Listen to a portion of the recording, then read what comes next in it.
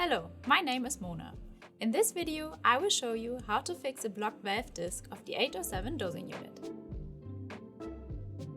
The valve disc can become blocked if the 807 dosing unit has not been used in a while and the liquid film between black valve disc and the white distributor disc dried out. In such a case, please do not repeatedly use the manual control commands such as init or prepare. This might destroy the valve disc. This is what a destroyed valve disc looks like. Instead of using manual control commands, disconnect the dosing drive, remove the tubing from the 807 dosing unit, and then remove the dosing unit from the bottle. Lastly, remove the aspiration tube. Dismantle the green housing and soak the cylinder element in warm water for about 30 minutes. After 30 minutes, carefully try to separate the valve disc from the distributor. If this is not possible, soak the cylinder element in warm water again. Once separated, dismantle the centering tube and thoroughly rinse all parts with deionized water.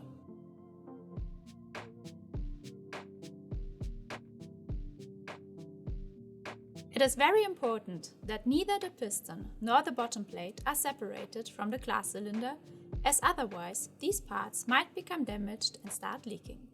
Then completely dry all parts with a stream of nitrogen or air.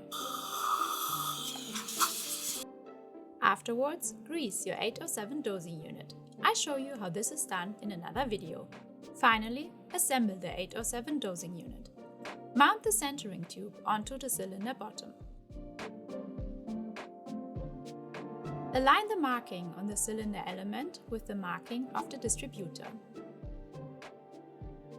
Cover the cylinder element with the housing and make sure the markings are aligned. Rotate the housing to the left until it snaps into place. Then mount the dosing unit on the bottle